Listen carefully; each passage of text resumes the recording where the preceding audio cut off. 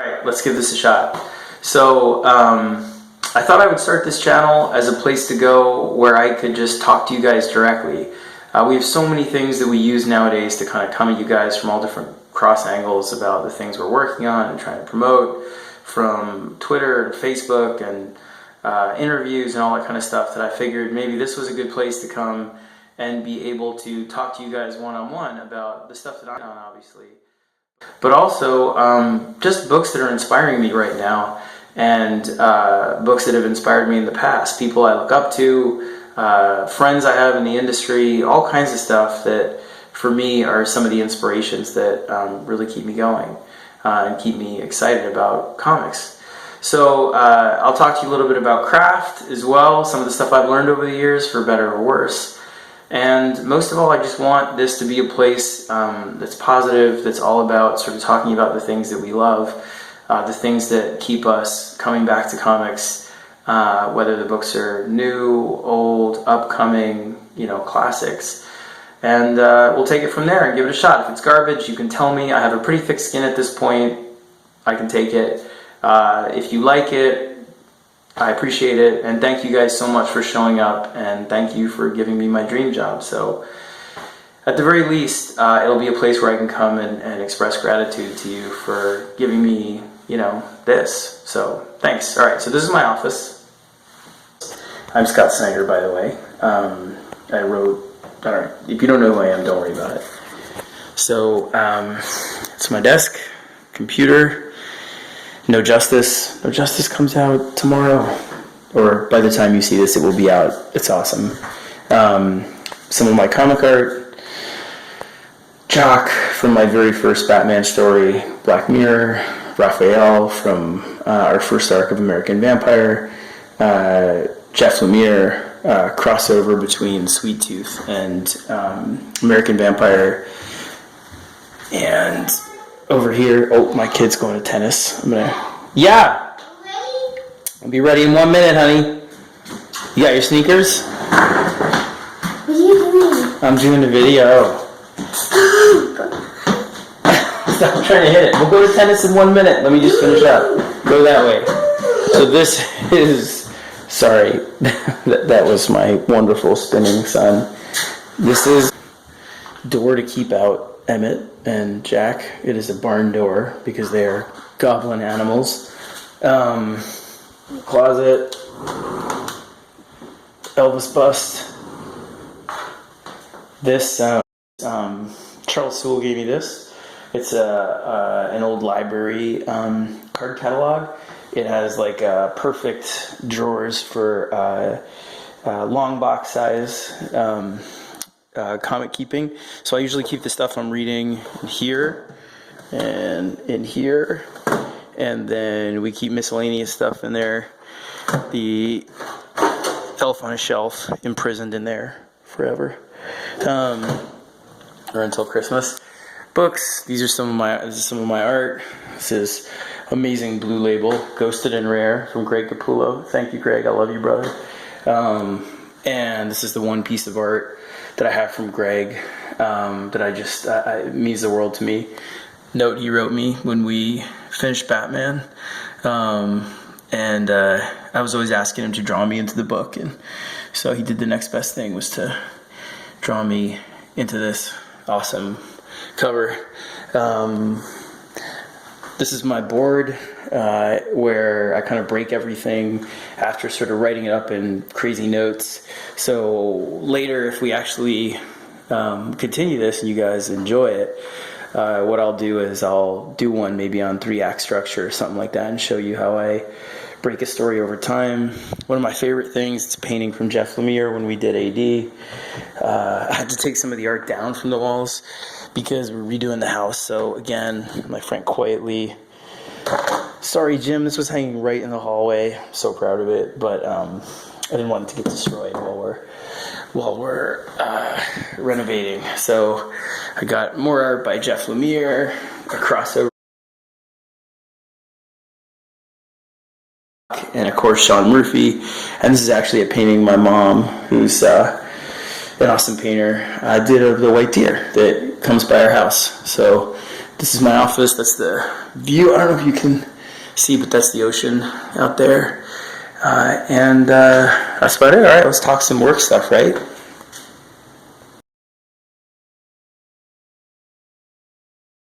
Tennis looks like this. It's like herding cats on cocaine.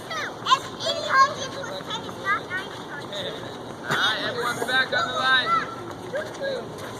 They're having a conversation about whether 80-100 is bigger than, I don't know, 2. Anyway, that's it.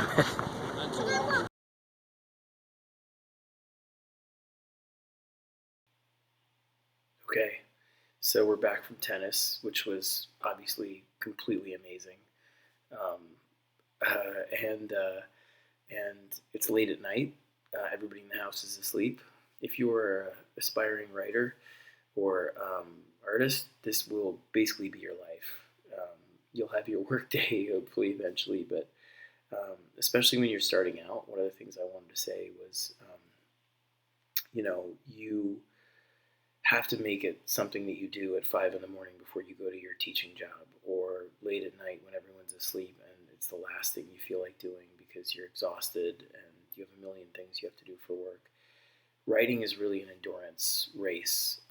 It is not waiting for your muse and doing it when you feel inspired and just because you're talented. I don't feel like I was particularly talented growing up at it. I just wanted it, and I went to classes in the summer, all kinds of bullshit, because I just wanted to do it. And so I would, it's a life of going to your high school reunion and they're like, what do you do? And you're like, I'm a writer. They're like, what do you write? And you're like, I'm going to leave. Time to go. But it's that sense of passion and purpose. You need to find it and be like, this is my real job. I'm an elf making comics in the night if I have to be. But, that's it. So I felt like getting to craft, the only appropriate sort of place to start would be beginnings. So I wanted to show you a couple comics that I thought just started off in a way that really inspired me and still inspire me. What I look for in a beginning is something that's just a tremendous sense of purpose. I want to read a comic that says, I know what I'm about. It doesn't mean I know where this creative team is taking me. It doesn't mean I know what the comic is going to show me at the end, any of that. But a sense of daring, a sense of vision, a sense of cohesion, a sense of ambition. Above all, when I open the book, I want to feel like these creators have something to say. It might be about politics. It might be completely not about politics at all. It might be personal.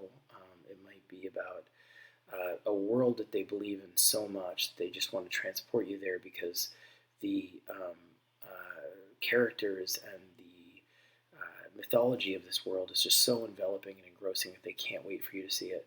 Whatever it is, I want that sense of energy and passion, and that's it. So that they care about this comic. That essentially this comic is the one that if they had one shot at this is the one they would have written from day one.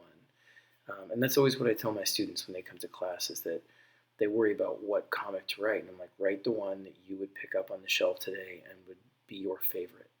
I had a teacher that told me that actually in 4th grade. I still remember Miss Hayworth, and it just stuck with me. So anyway, all right, let's take a look and look at beginnings. Okay, so let's start with a classic. I know that this is familiar to a lot of you out there, but for me, this comic was so seminal for me. It was so inspirational that I just wanted to begin with it. It's Dark Knight Returns by Frank Miller, and this comic came out when I was, 9 years old, and for me, I already wanted to be a comic book artist, comic book writer, but it changed everything for me. I grew up in New York City, and at that time in the 80s, the city was suffering from a lot of crime.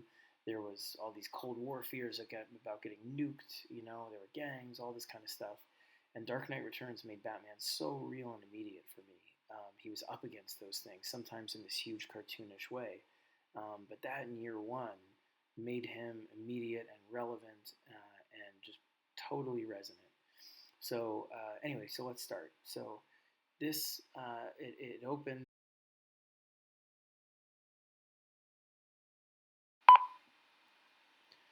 with this page that is 16 panels, which if you ask any artist to draw 16 panels, they will basically strangle you through your computer. But there's a reason for that. And again, you can disagree with anything I say on this channel. You know, I won't take offense. But my belief is that it's 16 panels for an effect, right? It could have started with a whole different kind of action sequence, but here let's start it and we can talk about why. So it begins. I've got the home stretch all to myself when the readings stop making sense. I switch to manual. Bruce, this is Carol. You're going too fast. But the computer crosses its own circuits and refuses to let go. I coax it. It isn't programmed to. Bruce, you son of a... And I won't do sound effects because it's just going to be laughable. But as it goes on, you realize he's in this race car. It starts to go haywire. He tries to stop it from doing that, and then it just explodes into flames. And he's like, the nose digs up a chunk of macadam. I look at it, then straight into the eye of the sun. This would be a good death, but not good enough. And you get these talking heads. Spectacular finish to the Newman elimination as the Ferris good pinwheeled across the finish line, a flaming coffin for Bruce Wayne. Or so everyone thought. Turns out the millionaire bailed out at the last second, suffered only superficial burns. Lola? Thanks, Bill. I'm surprised anyone can even think of sports in this weather, right, Dave? So the feeling for me when I look at this page, when I just think about the visuals, and one of the things I'd say is, you know, don't dictate to your artist, if you're a writer, exactly how to do something unless you know your artist really enjoys that sort of guidance. Talk to them. We can talk a lot more about this, where it's, you know, how to work with artists and so on. But the point is, Frank was his own artist here, and what he did was he created a visual style that said, you're trapped, right? 16 panels makes you feel claustrophobic, and it starts in this way where it's so tight on Bruce like that. There's no room. It doesn't start with a race car, you know, coming down the track the way you'd think in a more conventional, action-packed, exciting Batman comic. No, it starts intensely intimate. It's right on his face, right? And he can't get out. And that feeling is meant to be claustrophobic and suffocating and totally infuriatingly tight and hot and impossible to escape. It feels like a prison, right? It almost looks like prison bars. So, and the whole book, if you haven't read it, is about Batman at age 55.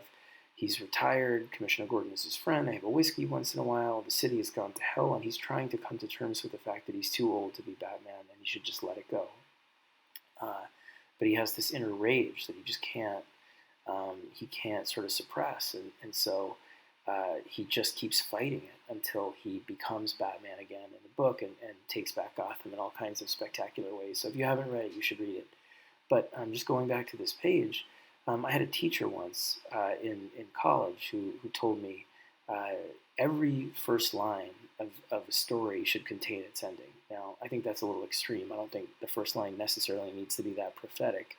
But that said, I do believe that the opening scene, the opening sequence, should announce what the book is about deeply, what the writer is exploring, what the artist is exploring, what they're interested in, what their concerns are, what their hopes, their fear, whatever the book is about should be there.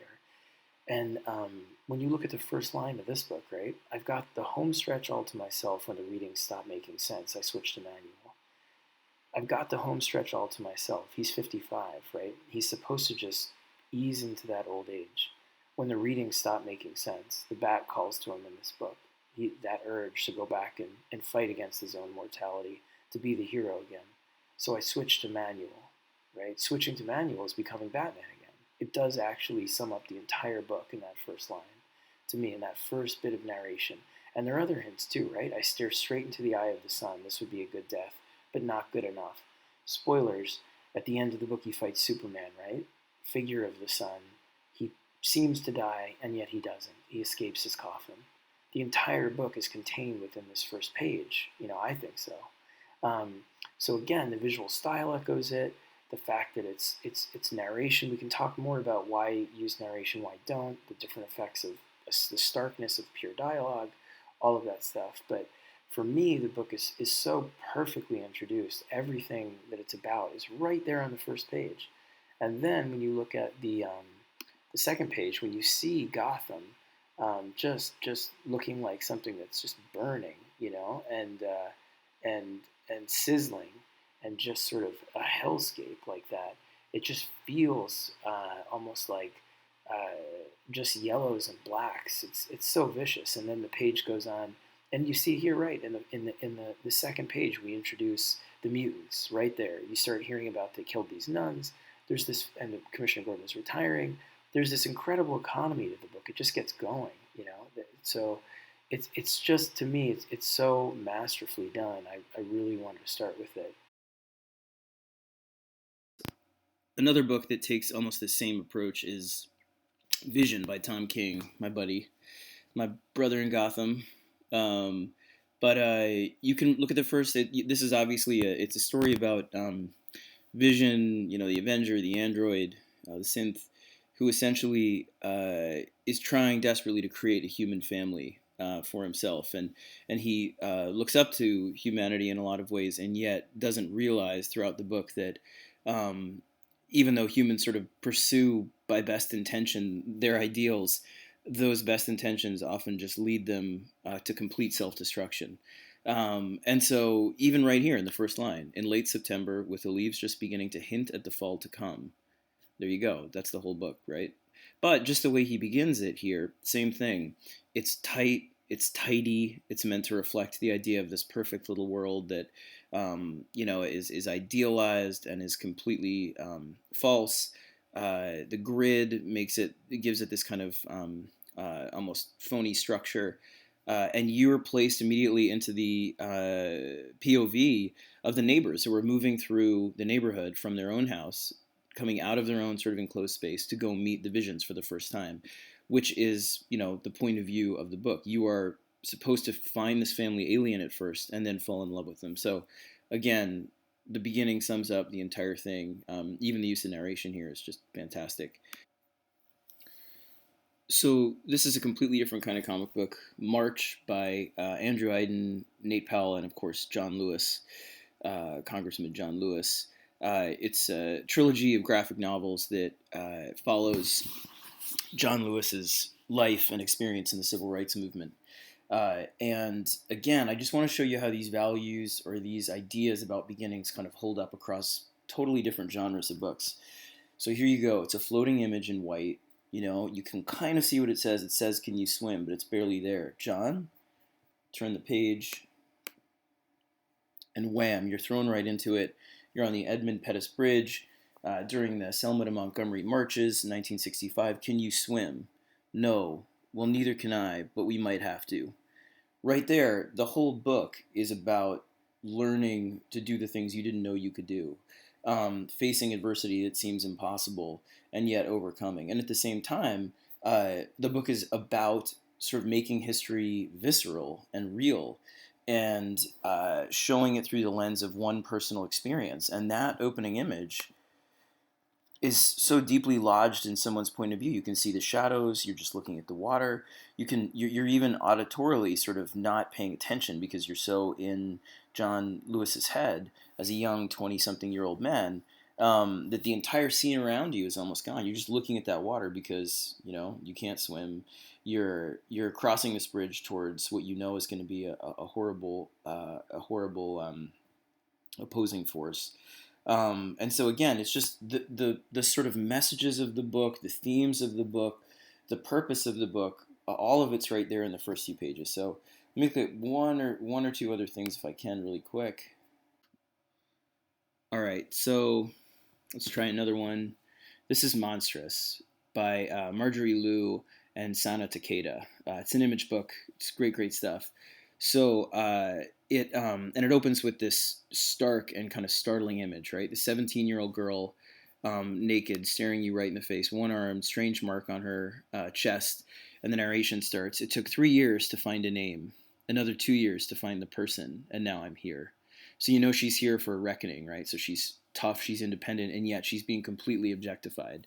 Ladies and gentlemen, We begin our evening with lot 819, arcanic, but with fully human appearance. So we know we're in a world of fantasy already. Something strange, this word arcanic, right? Fully human appearance. 17 years old, virgin. Bidding will start at 5 pieces of gold. So right away, we just get the sense that this book is going to be unsettling, it's going to be defiant, it's going to be fierce, and then by the second page, it's about the ways in which people can treat each other like monsters when they objectify each other, when they dehumanize each other. And so even though it's this high fantasy where you have these monster children and this idea of them being this underclass, and this woman who might be clairvoyant right here on the the end of the first page leading into the second, and here even as you go a little bit further, you start to see that there are even bigger mysteries. Not only can she sort of see the future, but she belongs to this strange class that seems to kind of rule everything, and then you get this beautiful vision of the city, and the city itself is torn by wars. It's this strange mix of industrial and fantastic. So even though it's this high fantasy, you know that it has these deep sort of interests in terms of the cruelty that people can visit on one another when they turn them into monsters and objectify them. Okay, so totally different kind of Batman story. This is White Knight by Sean Murphy, who is a really good friend of mine, great talent. One of the great joys of the last few years has been watching this guy explode. He was one of the first big artists to take a chance on me in 2011, and I love him. Anyway, so totally different kind of Batman book, right? It opens with big action. It's widescreen. Here comes the Batmobile screaming down the road. You know those gates are Arkham gates, flames coming out of it. Nobody draws cars better than Sean. He actually did a tutorial book on how to draw cars, and I'm in it begging him to draw Batman the whole time. It's called Under the Hood. It's one of my favorite things. But so the car comes crashing through the gates, pulls up to Arkham, and the guard is like, right this way, sir. And he's like, I know my way around. And we know that's Batman, and he's coming for the Joker. There can't be any other possibility here, right? And then you get to the keys, and you're just waiting, because you know the suspense is there. You're going to see Sean draw the Joker. He's going to be in chains. It's going to be awesome. And you get to the page turn, and lo and behold, instead of the Joker, it is Batman chained up. And the guard behind him says, oh, he's been quiet, or it's been quiet, Mr. Napier. And you realize that's Joker. And he says, Batman, I need your help. And you're just like, what is going on in this book? And then you turn the page, and all of a sudden you're back in 1 year ago. It's totally, classic Batman-Joker relationship. It's super crazy. And so this book doesn't have narration the way that Dark Knight has, and we can talk about the difference opening with narration, dialogue, all that stuff, action. It opens with action, but what it's saying to you with this scene is this is a Batman book that's going to flip everything on its head. It's going to give you the expectations that you are used to in Batman, that you're familiar with. Here you go. It's Batman. He's roaring towards Arkham, and then instead, it's not Joker, it's Batman. And it's going to be a book about examining the relationship between these two, and maybe Batman isn't the hero you thought he was, maybe Joker isn't the villain you thought he was, and it just sort of perfectly sums those things up.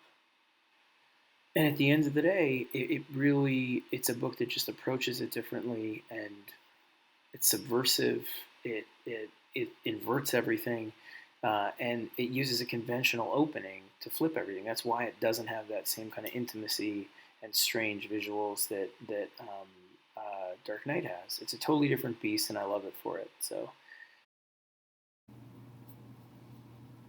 okay, because we've been talking so much about White Knight, or I've been talking at you about it, I'm going to give Sean a call and let him chime in about it. Let's try it. There he is, holding an awesome thing of, I think, whiskey, because that's Sean.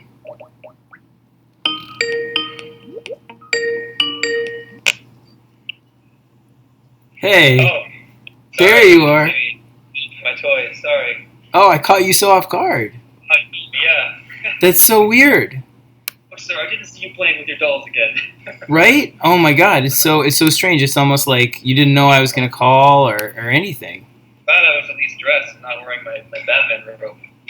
Whatever. Y'all wear your Batman thing, your Batman boxers, Batman everything. We all do. Look, I got mine. Oh yeah, It's like a representing. I got some some vertigo love. So Yeah, man. Look at us. We're corporate whores. Corporate whores. So look at this. So I'm mysteriously changed from my office to this beautiful hotel room in Atlanta because it's almost as though I completely fucked this up 3 times. Three times, right? So I wasn't even going to say I was going to do like movie magic and try and make it seem like it was seamless. But Sean, this is how good a friend Sean is. Sean is doing this for like the 3rd time because I tried it before and I screwed the audio up every single time. So because of that, I'm going to put something at the end where you guys can like dub our voices or whatever. If you guys feel free to make any kind of pornographic whatever the hell you want. Yeah. Right. Well, it's late. I feel like the first time we did this, it was morning. We looked so clean, right? It was great. It was like there was sun behind your window. I remember. It was beautiful. I know. Now we look like day 5 at San Diego Comic-Con once we melted a little bit. Oh, dude, it's day 5. That's my favorite about it. It's like the dirty one. We got like our... I hope you have a drink. Oh, man. I wasn't. I drank the first 2 times. I meant to drink the 3rd time, too. I'm just going to wait for you to get a beer or something, dude. Yeah. I have some ink over here, but maybe I'll wait. All right. Well, anyway, no, man, the San Diego, the thing I love about cons the most is that you watch yourself devolve on Facebook as people post pictures of you, or Friday you look, hey, I don't look bad. And then by Sunday, it's like you've aged 30 years, and it's just like a flip book of your own sort of decrepit demise. So. Yeah. No, I try, because you do so many selfies, you start to notice, like, what your pose is. And I noticed that as day 5 of San Diego comes, I can't even fake. Like, my face is smiling, but my soul, my eyes are dead, and I just tell that I'm just a ghost, Exactly, dude. That's the way I feel, too. It's like, it's just impossible to keep it up the whole time, but... Yeah. And also, you put up with a lot. I love cons. Like, it really is... I know fans are always like, do you really like going to cons? But I really do. I mean, I love meeting fans. Yeah. I know you do, too. You really do, yeah. Yeah, but I do think it's also really fun how many it's like also the like home of backhanded compliments that do you know what I mean? Where you like my favorite one is this is the one I get the most, which is like, don't listen to what everybody's saying. I think you're awesome. And then you're like, oh my God, like what is everybody saying about me? And you're like, thanks, brother, or sister or whatever.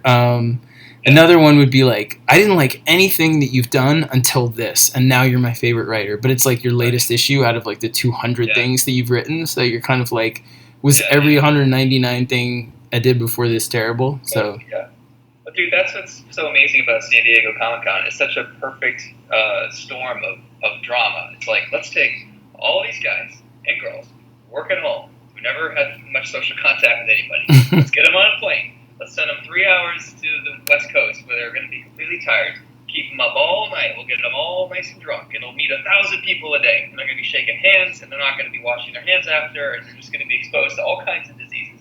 Let's send them all to the same bar, and let's watch what happens. It's where the mutant gene will start. It is where the X-Men will begin. But it's always a blast. It's a blast. But anyway, I appreciate you doing this. I really do. I was so expecting you to be like 3 drinks in at this point because the first one was in morning, and then the other 2 was like, all right. So I figured this would be the dirty one where it was like late at night. We're just going for it. So I should have. Now I feel like I'm kind of blanked out. Well, I did. I'll have a drink for you. And I owe you. I bought the whiskey. If you're watching this and you saw the early part where I showed that awesome whiskey that Capullo bought me, I bought Sean that whiskey as a thank you for this. So that's the official whiskey of Comic Brotherhood. I think. So. You should call it highbrow whiskey because you have one high snibrow. Dude, when I take pictures now at cons too, people are like, "Wait, put your eyebrow up," and I'm like, "I don't control that. It's not me, brother. Like I wish, but it just does it, It's so." funny because when you're not in a good mood, it goes down. So you don't want to see that eyebrow go down. Yeah, I have like I have an angry face. I do have an angry face, but anyway, let's talk about White Knight because that was why I wanted to talk to you in the first place. And so many years ago now, I feel like on our first podcast or first YouTube attempt. But the subject of of this kind of episode, if that's what you call it when you do a YouTube channel, was Yeah. Beginnings. And one of the things I was so impressed with was the way that you began this book, because it felt like it had everything about the book encapsulated in that first scene. I mean, there's so many ways you could have started it. You could have started it with, right in the middle of a punching scene between Batman and the Joker. You could have started it with the way you actually go on page 4, like that. It would have sucked people right in. But you chose a scene that really inverted all of our expectations, almost like you were saying to the reader, everything you know about Batman, everything you expect to see in a Batman book, I'm going to flip that on its head. Right. No, thanks, man. That was sort of the point. I tend to be a very get to the point type of writer. I'm not good at like dilly dallying. My dialogue generally is very sparse and it just moves. I don't like to waste time or space. So yeah, I try to sort of get everybody give you a good flavor of what the book is going to be about within I think four pages or whatever. I definitely wanted the first page to be the Batmobile. For some reason, that always stood out in my mind as something that I should probably try to do for whatever reason. And to embarrass you for a second, and I promised you I wouldn't say this, but I'm going to break my promise, is the first opening scene I had was Joker walks in carrying Batman's broken body over his arms, and he gives him to the guard and says, like, lock him up, here you go, whatever. And you said, that's good, but you could do the point of no return. You gave me some suggestions, and I'm really glad I listened to you, because you're totally right. I've never heard of what point of no return was at the time, but now I know. So, well, sorry. no, and Thank you. Thank you for saving the book. No, well, and I begged Sean not to say anything about that, just because I didn't want it to seem like I was bringing in a ringer when I was talking about Beginnings. But the truth is, I didn't remember that. I remembered what I remember about seeing Sean's early draft was how accomplished it was, and how there it was, and how singular in its vision it was. Which is one of the things I was talking about Beginnings, is that regardless of whether you find the heart of the story later or at the, it before you begin, when you go back and redo a beginning, I feel like it's so important to have what the book's about announced immediately. In Sean's book, when I saw those pages when I came up and visited you in Maine, I remember seeing the pages, you walking me through in there without dialogue, just the inks, and it was just, it was so cool. Yeah, it meant a lot, because, there's only like 2 people at DC who knew what I was doing. Well, 3, you, Mark, and my assistant editor. And no one really saw much until I had 5 issues finished. But when you came to visit that time, I had finished issue 2, and you were looking at the pages, and I feel like you gave me a really good compliment, because you got to that page where Joker and Harley or Jack and Harley are on a date, and you said, like, dude, you don't understand, like, you're giving people the Harley and Jack or Joker that they always wanted. Like, this is exactly what fans are looking for, and they don't even know it yet. And it really felt good when you kind of saw that and validated, because at the time I wasn't sure if I was headed in the right direction, and you know how we all have insecurities. So to sort of get you to look over it and really give me the thumbs up really meant a lot. So thank you again.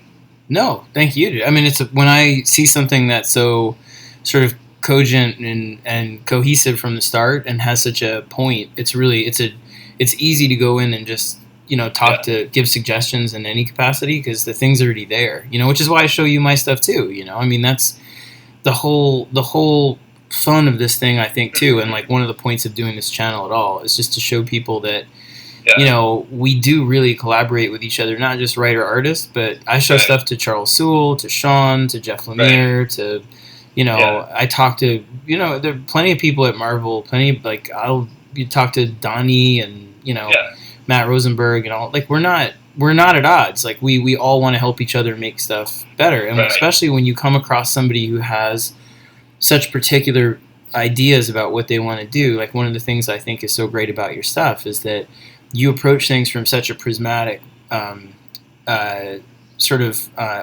where you approach things from such a prismatic technique, where I feel like you come at it from this multifaceted way, where even when you're dealing with hot button issues or political topics, which you always sort of, I think, you always kind of go for with Punk Rock Jesus and this, you never come at it singularly. It's always this kind of investigation that goes round robin around the subject and sort of probes it and gets in through different ways than anybody would expect. And that's why I feel like here, it's easy to give you suggestions because I can see what you're doing and it's already there. It's a joy to read.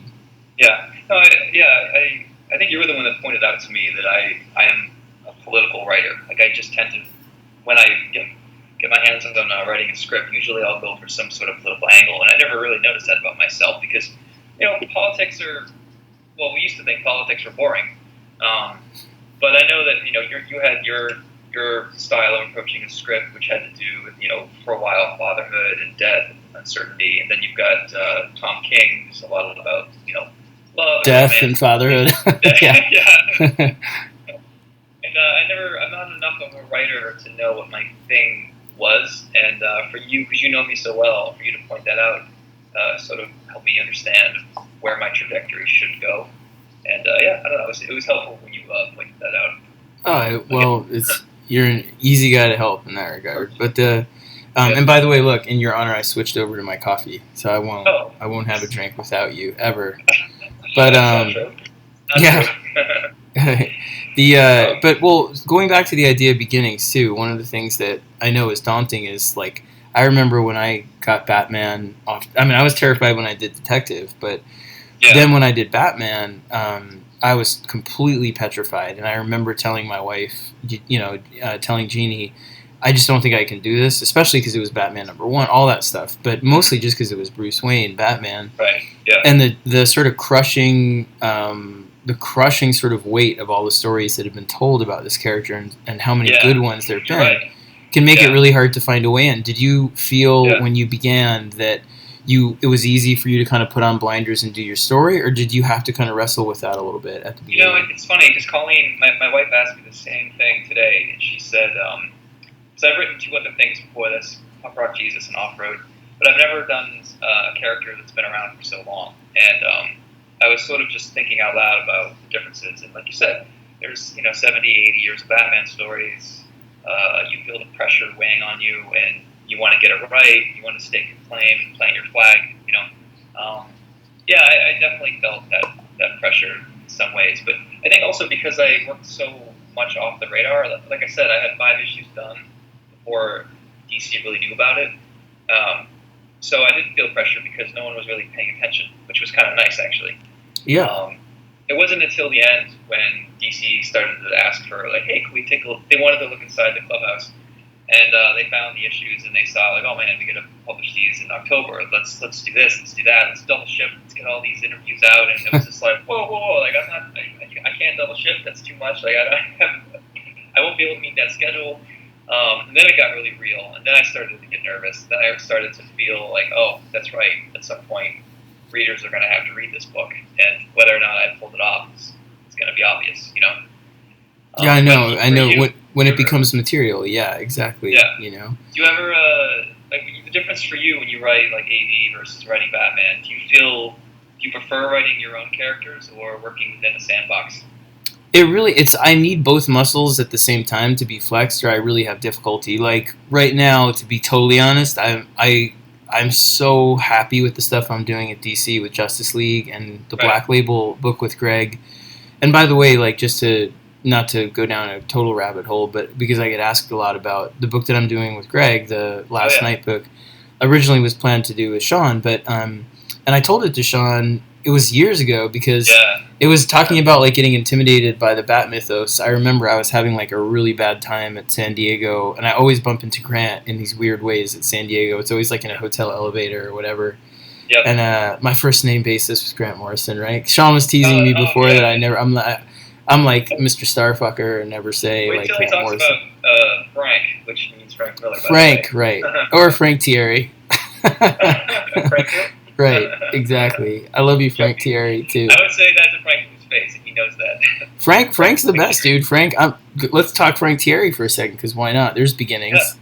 Frank, I remember when I was going through a really rough period, because one of the things, again, talking about beginnings, and maybe there's a way of, I feel like this will be our best interview, because why not, right? Because let's go into it. You might have told me the story, but go ahead. I want to ask you the same thing in return, because I personally had a really hard time. I had a hard time when I got into DC and Batman, and I was very ill prepared for it. I thought that I would write a few issues of Detective backup series, and then maybe I would get a chance to do a Detective full issue at some point, and then I would go back to books. And all comics is all I ever wanted to do, but I just didn't think I was good enough, or I would have the chance to get in. And then all of a sudden, before I knew it, I was on Batman #1 for all of these circumstantial reasons where, Paul Dini was doing detective. He left to do other things. They gave me all of detective. I thought that would be it. One thing after another. And then when the rocket ship ride began with Batman, where it went over well, I was just totally unprepared for it. And I was a nightmare to deal with. I was really difficult with editors. I would drive in my pajamas and fight with them if there was any. I mean, I still believe in this stuff. I like Punk Rock Scott. I love him. I miss him. Sean, and then he knows all the war stories, but I mean, it was mostly just, and I still like all the stuff I stuck up for. I still really believe in sticking up for, but the way in which I did it was almost like I was looking to self-destruct. I was looking for someone to say you're fired, So I would challenge them to fire me almost all the time with my behavior, and I definitely drank too much at cons, and I just didn't know how to handle the pressure. I had never expected it, never was used to it, never wanted it, any of it. All I cared about was making something that was personal, and that was it. And the fact that success came with it, I never thought that was going to be the case. So I was we were going to a party at New York Comic Con, and we were supposed to go inside to sign things for people. I don't even remember what it was, but I was trying to get in, and I was just saying, listen, I'm really sorry, but we're supposed to be in there. And the guy, the bouncer, just didn't understand, and he was like, you can't go in, you can't go in. I'm like, fine, well, let me just pay. And my wife came up and tried to explain and was like, hey, do you know sorry to go into this, but these guys, all these creators are supposed to be inside to sign. It was like 4 of us or 5 of us.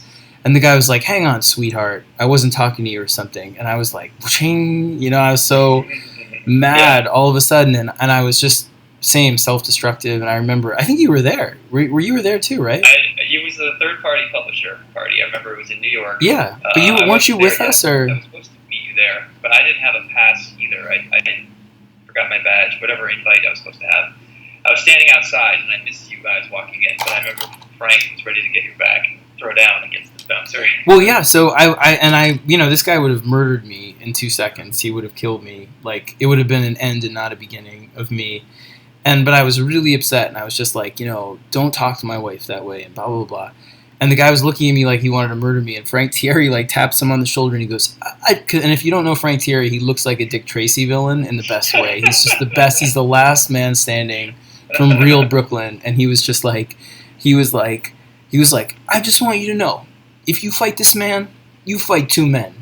And I was just like, who are you? I love you, And so anyway, Frank Thierry. But so let me ask you this, in return, because this is kind of what you were saying too, I think, is the pressure of now being, more on the main stage, having a big success with White Knight, does that stuff, do you find it intimidating, or is it really liberating? I know financially, all that stuff, it can be really liberating, it can be great, but do you feel, and I don't mean this in a way to be like, don't you feel the pressure, but I know, friend to friend, we talk anyway, but do you feel approaching the idea of a Murphyverse, or approaching the idea of something that's a continuation of White Knight, in a world, an ecosystem of story that you've been able to create based on the strength of this first book, do you sometimes feel like, I want to do it, but I don't even know if I'm going to do it, or how do you feel about that? Sometimes I feel very confident, and I know I'm going to blow it out of the water. Sometimes I feel very insecure, and I wonder, can I ever match the previous book I did? So there's that balance. Always insecure, always prideful, and strong-headed or thick-headed. But I think at the end of the day too, I also think I've been to shops. I bought a lot of books that I thought were C-level books. There's all kinds of crap being published out there. I don't need to be fantastic. I just need to be better than C-level book. So if I can at least do a B-level book and then draw it with take my art and make it into an A- book, I feel like that's pretty good. It's a good way to get yourself started, but I know because I do that stuff too. You know what I mean? Where you have that thing that gets your motor going, where you're like, I'm gonna read the worst book I've ever read in my life, and as long as I'm better than that, I'm okay. And you pull some book out from 1984, where you're like, this book was so bad, and Yeah, I totally know what you mean, but the irony is that gets you going, so that then you can write your best stuff. You know, because I know how personal you make it's it. It's like that thing. You don't have to. If you're running, if you're walking through the woods and there's a bear, you don't have to be the fastest runner. You just don't. You have to be faster than the slowest runner, and you'll be fine. That's such a cruel analogy, but as long as I'm not the slowest runner with you, dude, that'd be horrible. We've gone hiking together. Now I'm like all afraid to go back with you. That's why I'm always walking behind you. I'm just gonna take someone super slow next time the three of us go. I'm gonna be like, hey bear, if you fight this guy, you're gonna fight two guys. Right, you're gonna eat two. You're gonna eat two men if you eat this man. And the bear's like, fine. He does that Batman smash two heads. Yeah, right. So just double meal. But all right. Well, going back to and what you know what's so funny, by the way, what you said.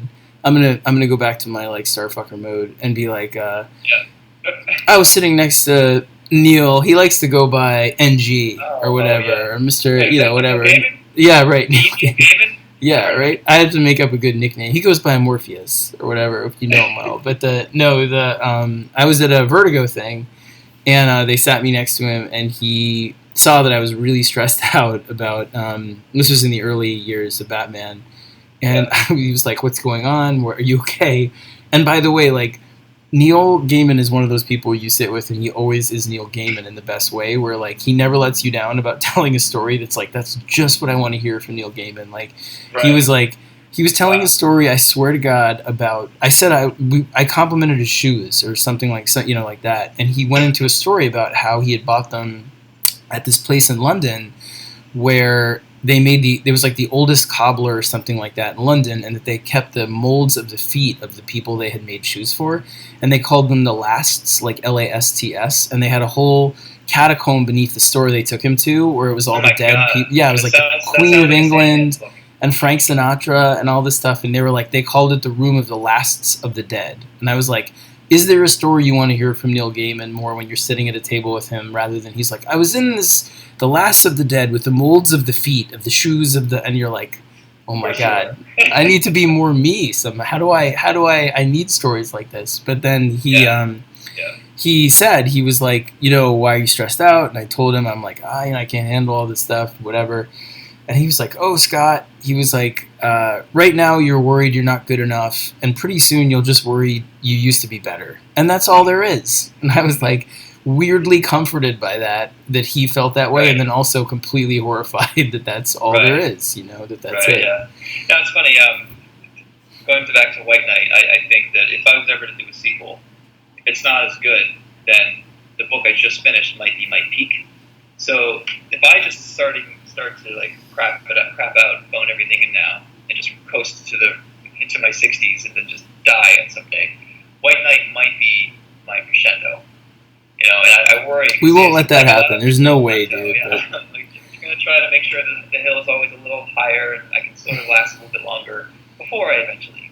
Well, what's weird, again, like going back to the idea of beginnings, there was a moment for me, because it's always, I swear to God, like, and we talked about this in that other interview that I didn't record, another dimension, like the Earth 2 version of this, where I was like, we were talking about being competitive and how we're competitive with ourselves ultimately, and that it's always about you making yourself, the challenge really is, you realize when you're starting out, you kind of look around at everybody and am I as good as this person, or am I as big as this person so that I can push back against editorial? Like, you're always you're in the mix, and then at a certain point you realize you're only competing with yourself, not because you've exceeded anything, but you just realize that's what you're always about.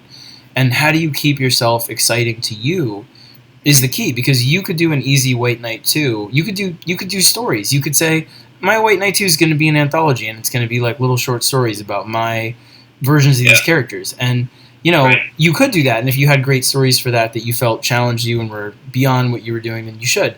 But I mean, I meant it by way of saying, like, the same way I could say, I could have stayed on Batman for 100 more issues. Believe me, I had plenty of small stories, but I just felt it was getting to a point where it wasn't going to be creatively challenging at that moment. It doesn't mean I wouldn't want to return to it and do it in a different way, the way we're doing it at Black Label, but I could feel myself falling into easy grooves of like, well, I could do a Penguin story, well, I could do then they, would be fun, reinvent an old character like Condiment King, do, whatever, just mix it up. Then do an artsy issue, and it becomes too easy. And then you're just about, how do I keep myself exciting to me? And when you're saying that about, do I peak? One of the reasons that we're friends is that neither of us would ever let the other one do that. Like, I would never let you be like, oh, I'm just phoning it in. You know what I mean? I'd say to you, dude, you're phoning it in. And that's, and no, it's true. And I know you would to me too. You're more brutal than me about that. I feel like you'd come at me pretty fast with that.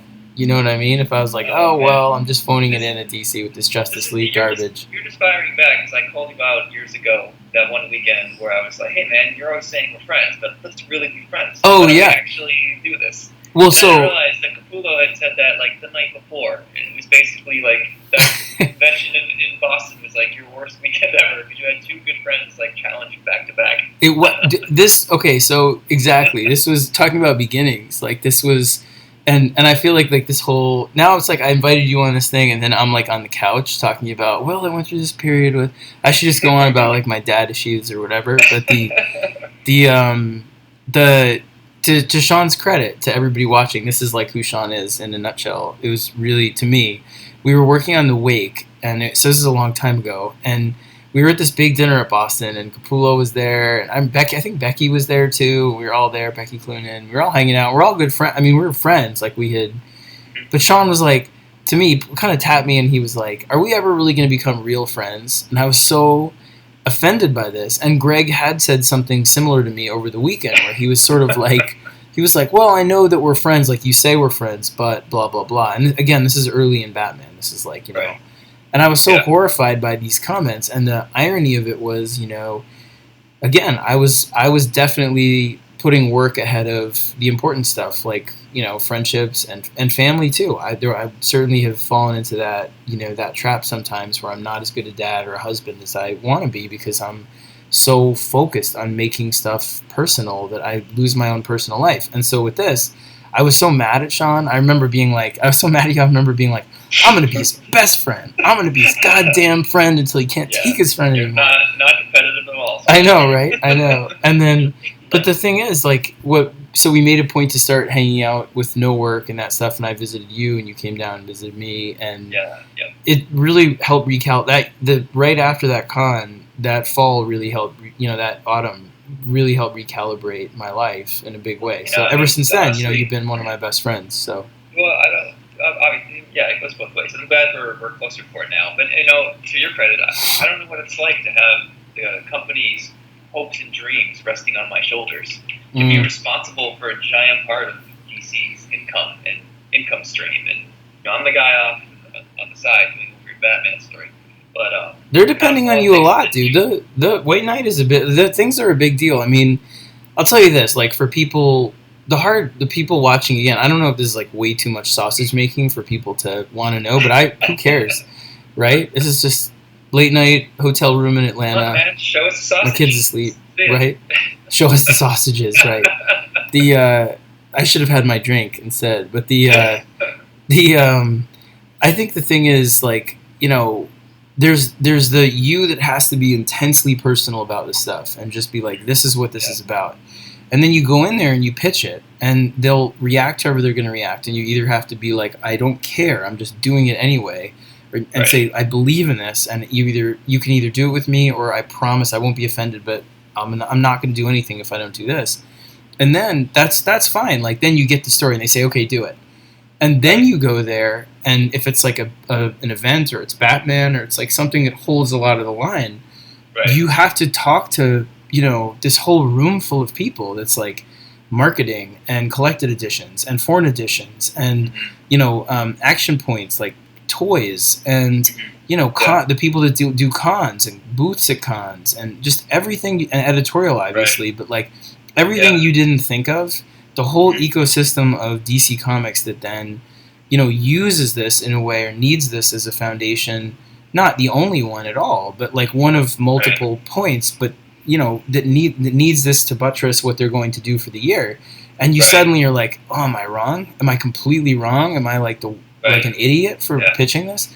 But so it's scary, But I mean, I feel the same way with because because I know the thing I'd say to you really quick about it is that they invested really big in Sean with White Knight, so I know you went through the same thing where they were like, look, if we do this and we do this with you, this is our Batman art book, this is our Batman prestige this year before we do a Black Label thing. So I know you felt that too, you know. Yeah, I felt honored that they kept me around and they gave me what they did. And you know, to go back to last night, part of the package was you do your book and you do Scott's book at some point, you know.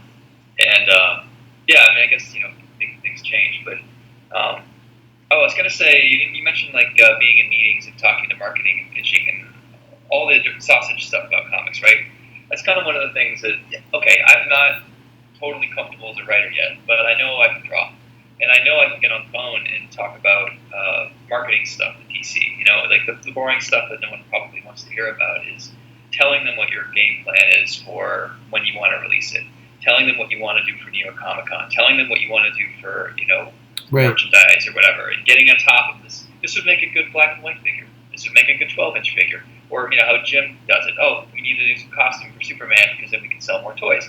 Like, all that stuff's very important, and that's what keeps the industry going. And a lot of creators just aren't wired that way. And if you can do all of that, I mean, I don't know. I know that writing and drawing and getting a good book out is the most important thing, but I'm always stunned by how much I forget that marketing and PR and networking is such a huge part of this as well, you know? Yeah, well, I mean, I realize that I never answered two of the questions that you posed, so I'll go back in a second and give really quick lightning. No, because this reminded me, because I was like about to go down another rabbit hole and be like, okay, I'm the worst. I lose my sort of point a lot, but because I just love to talk about star fucking stuff. But no, like, you know, part of what you're saying, I think, too, is, you know, I'll be a total. I'm a whore on Twitter and on Facebook and on Instagram. Like, you know, I show stuff from my life and I try and let people in a bit, but I'm very much like, hey, remember this book's coming out? Hey, remember this? Hey, look at this art. Hey, look at this. Yeah. But I wouldn't feel comfortable doing that, and I swear this, like, on my life, on my kids, you know, my son who's like sleeping over there, like I wouldn't do that if I didn't believe deeply in the stuff that I was peddling, you know, in that way. Like, and you didn't put the parts of yourself that you feel embarrassed about or frightened of, or the things about the world that you're concerned about, all that stuff in those books. Because otherwise, you know, I would never go out and horror for a book that I didn't, you know, really believe in. And going back to what you said earlier about, you know, asking about balancing some of the crazy stuff we're talking about, like all the DC stuff with the indie stuff. Yeah. I need to do both all the time. If I don't have... I'm working on Witches 2 right now with Jock, and we did this whole prelude to it that was in Image Plus. It came out kind of quietly in there, and then it's going to come out right before we do Witches 2 in Halloween. If I don't have both those things, I just can't function well, because there's such inversions of one another, where like the DC stuff or the licensed stuff, they already love the mythos and they already love the character. They just don't know what you have to bring to it. When you do creator own, they kind of know what you have to bring, and they're buying into you, and they have no idea what the mythos and the characters are, and you have to sell them on those things. So the idea of the kind of complete inversion of the musculature that you're using for that stuff, just really, I need both, or I get really I feel really claustrophobic and tense. And going back to the last night was the other question. I started. I don't even remember. Like, I think I got. I was supposed to do. Go, you tell it. Yeah, you tell it. So White Knight ended up coming out before last night, which wasn't the initial plan. And then it turns out it was going to be one of your last Batman stories. And you were looking what I was doing with White Knight, and you're like, you know, Sean, you just got this whole specific vision. I don't feel like I can ask you to start drawing Gotham this way or drawing Batman this way. Like, I feel like as your friend, I should just tell you should just keep going. And it should be Greg to do the last book. Obviously, you know, you guys started Batman together. So yeah, I'm totally supportive of him taking on last night. I am jealous because some of those scenes you described to me sounded really fun to draw. Well, that's where I went off the rails, was we were talking about bumping into Grant and Neil, like all that stuff. And Grant was the one that told me at San Diego that time that you need to have a birth and a death for the character, and then he's yours. Yes. And once you have a birth and a death for Batman, you're no longer intimidated by the sort of the library of stories. And so the birth was 0 year, and then which I really wrote for my kids, and the death was this. And so I pitched it to Sean years ago. It was at least 4 years ago, and I've been working on it ever since. And so it was just like Sean said. I mean, when he, I always planned on doing it with him, but it was mostly because we were going to do it simultaneous to what I was doing with Greg. And then when Greg freed up and then Sean had this tremendous success with White Knight, it just felt weird to we all agreed the same thing. Like all of it was the only hiccup was mostly just schedule before that. So yeah. When is that? You said, Greg started on that? He just started it. I'm really excited. We were in Mexico, and I pitched him the whole story really late at night. I was like, "We're having, listen. I know I've told you pieces, but I'm gonna pitch you it from beginning to end, everything." And it was great. And we just had like the Don Julio, and I was like, and then it was one of the best nights I had. I love pitching Greg because Greg is like his eyes, and he smiles, and he's like, "You done good, kid," kind of thing. He's got that whole. I love pitching Greg. He's It's so like I can see that. Yeah, I can see that. Well, the nicest thing about it, and again, not to get too like off the rails, was that friends like Greg and you, we just go back. And one of the things that I think sometimes it's hard to remember is that to fans, like people watching, I don't know if we've been in this a while at this point, or we seem old or what.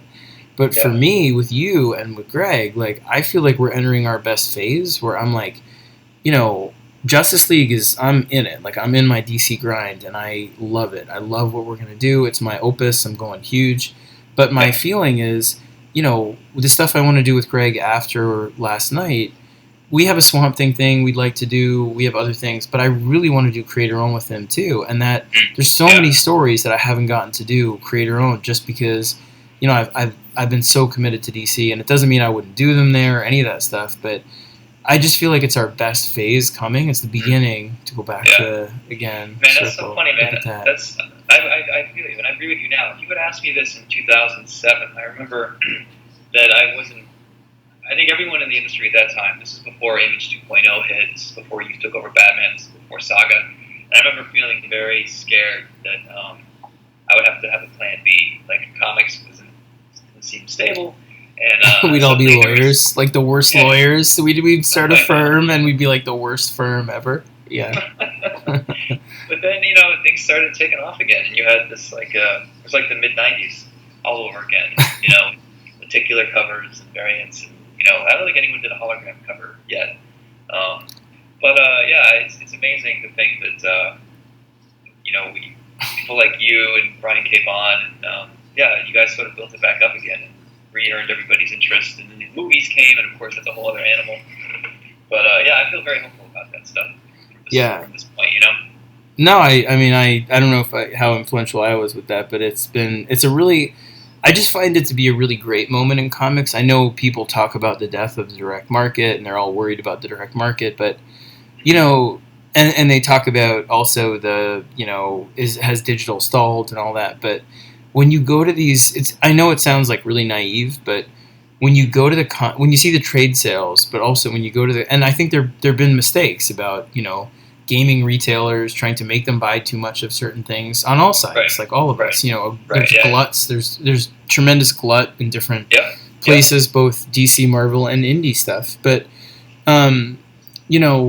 and I'm not the best, I'm not the most knowledgeable about all of it, but I think both of us, Sean and I both, talk about this stuff a lot, about, what's wrong with the industry in certain ways and that, and what's hurting retailers in different ways. Well, yeah, and also what's going well. But the hard thing is, when you go to a con, and I remember what cons were like when I was a kid, and you go and you see so many new young people from all walks of life, and so many women at cons, and so many...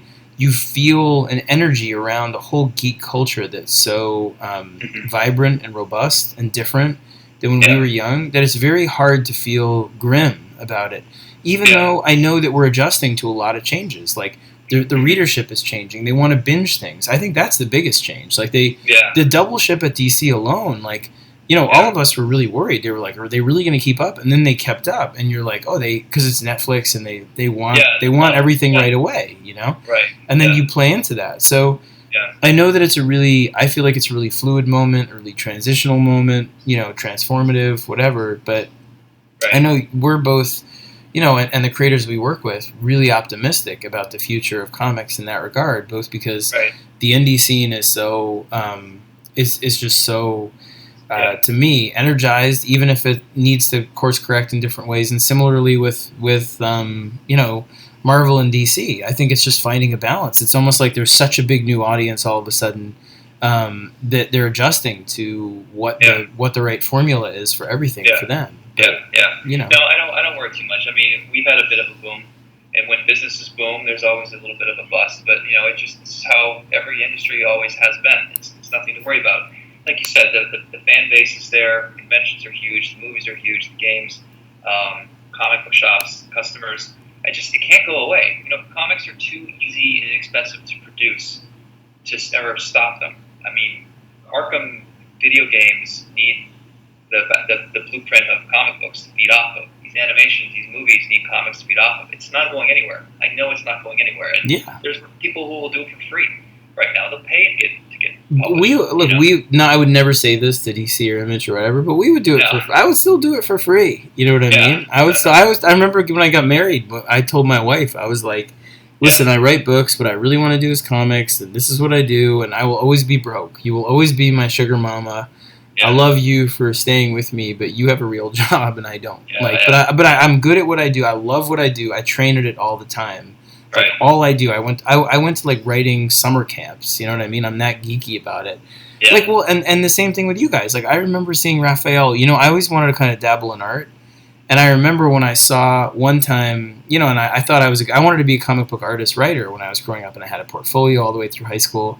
And then I always was like, I could go back and relearn art and whatever.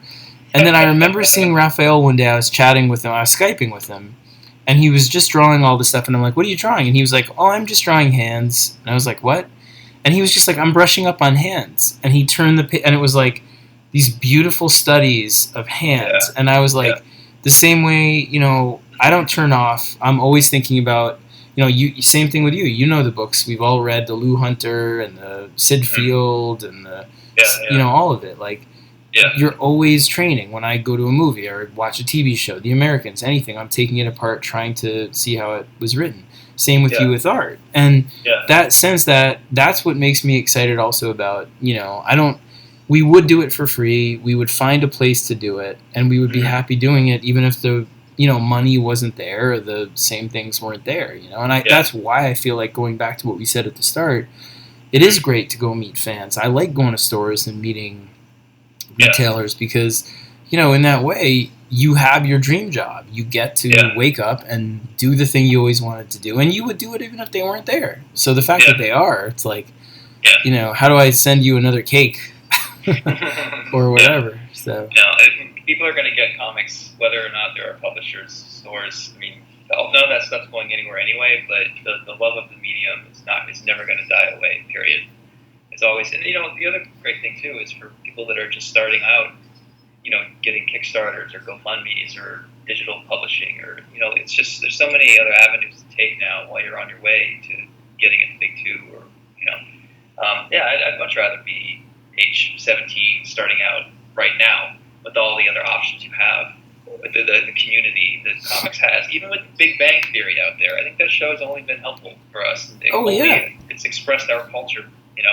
Dude, it's all like celebrate. It's all celebrate your inner geek right now. When we were kids, I remember taking my 20-sided dice, and I was a chubby, like, you know what I mean? You didn't celebrate your inner geek unless you wanted to get like your ass kicked or whatever. So no, man, this is gonna make me sound old, but I got married before the Tinder and online dating. I think you and I probably. Me too. I was like, man, we were traditional. And like back when I read comics, I read them in the dark. I read them quietly. I didn't want anyone to, like, I got embarrassed if I was caught reading a comic book in public. Like, I would have like a fake book in front of it or something like that, right? When someone knew that I liked Youngblood, I was just so embarrassed because I thought comics were so geeky, whatever, but I loved it. Now, my buddy, he's in New York, and on his Tinder, the first thing he writes is Marvel comic artist. Like, dude, you fucking lead with that? Like, that actually gets that you. Is, dude, that's the lead. I love that. Like, what do you mean comics gets you Wait, I- how did I miss that whole generation? I was at Six Flags with my kid today, and people recognize you, you know, and come up, and it's like that whole. It makes me look good in front of my kid, which I love. So anyone listening, if you ever see me with my children and you recognize me, please come up and be like, oh, I like. Unless you don't like my stuff, unless you want to be like, you know, don't listen to what anybody says. I Your think dad's you really don't. good, Yeah, actually. don't do that, please. Yeah, But you know what I mean? I don't think Batman Zero Year was overrated at all. right, yeah, don't do that, please, in front of them ever. Just. You can say that, you whisper it to me, and I will thank you. Like, you can say any criticism, but whatever. Yeah. But no, I mean, it just what you're saying, you know, where we really, I don't know. There's too much energy in it, and we have too much passion for it, I think, for it to, you know, not just you and me. I mean, the people we all know, like, you know, everybody, even the people you disagree with half the time. You know, there are people that you know, I love that we just come at comics from different angles, all that stuff. But at the end of the day, the reason I wanted to do the channel, and now I'll let you go because I know it's super late too, and I kept you longer on this one than any other one, but I think this was our best one by far. Yeah, right? I'm glad we tried 2 or 3. It was, and if there was no audio on this one, you can come through. You can just bash me over the head with the scotch that I bought you. So, and the great thing about Sean, by the way, also is that. Let me just say this because Sean will come down and if he disagrees with like what you're doing with your life, whatever, and come to your house or whatever. No, and, not anymore. well, like my birthday, I was always hemming and hawing about buying this old classic car, and Sean is like the biggest car buff. You should show your gear shift tattoo, right? Oh yeah. See, there you go. And he did a book. I mentioned this earlier, but he did Under the Hood, where I'm always begging him to draw Batman in it. But he came down on my birthday and brought me custom-made driving gloves and came with me to test drive the car and was like, "You're just buying this car," and that was it. And I had to get it. And it was great. I got to work on it with my kid. You got your eye on a Camaro, and you're like, "I like the SS because it's like Scott Snyder." And I said, "Also, I think it means Super Sport, and it's like the top of the line." I was like, "No, it meant Scott Snyder, and that was it. That was the only reason it had SS on it ever." So. Oh man. No, brother, I'll let you go. But all of us, one of the reasons I wanted to do the channel in the first place, and one of the reasons I wanted you to be the first person I talked to, is that I know your passion for the forum. You know, being friends a long time, I feel like, you know, the amount of energy you put in. You teach a class, I teach a class. I remember talking to your students in freezing winter in Maine, calling in, and you talking to my students and calling in. And we really believe in the next generation coming up. We really believe in, you know, the expansiveness of the industry right now, that there's room for everything, and that it's the best time to be a fan and also to be a creator. So you know, it's the beginning, which is my whole theme. See, if I had that drink, I wouldn't have thought of that one. I would have been like, As long as yeah. As long as the bear catches the runner that's slower than us, we're gonna be fine. Right, exactly. All right, brother. I don't think Frank Thierry can run that fast. Now that I think about it. Or Frank Miller or Frank Thierry or I don't know. Thierry. I didn't name drop properly. All right, brother. I really appreciate it. You're the best. No, seriously, doing this with me 3 times. Everybody watching, like, you will see this like until number 4. This is like one of those weird time loops in comics where it's gonna like revert back now to me in my office back in Long Island, which this is like the future of that. So this is me. Day 6 con. Day 6 San Diego. Yeah, day 6 like day 6 San Diego. Yeah. Anyway. All right, man. Have a good night. Right, get some sleep. You got it. Bye.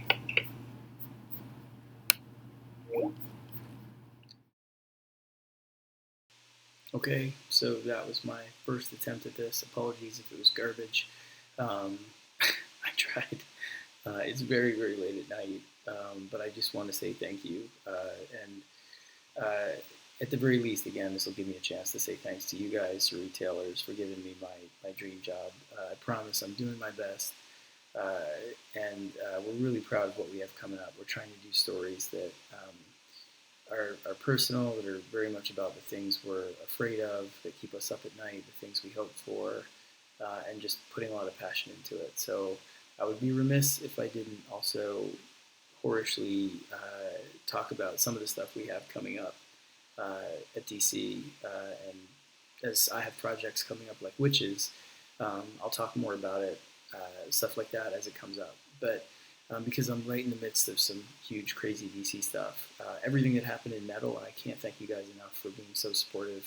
We never expected the sales on that event to be what they were, and for you guys to show up and have so much fun with it, with me and Greg and everybody. That story, the breaking of the source wall, really begins everything this year, where the whole DCU realizes that the universe they thought they knew just got a lot bigger, and the multiverse itself is leaking energy. Planets are going to start flying out of it. It's dying, essentially. And they need to find something to fix it fast. And the Legion of Doom, the villains, are sort of working against them. And that story really takes off in the 3 Justice League books. In Justice League Odyssey, which is like Justice League Space, Josh Williamson's doing that one.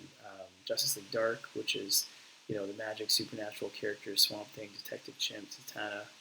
Wonder Woman, that's James Tynion, my brother, and it sort of blows out from there into other areas of the DCU as the year goes on. It gets bigger and bigger and bigger, and of course it picks up in the book that I'm taking on, Justice League.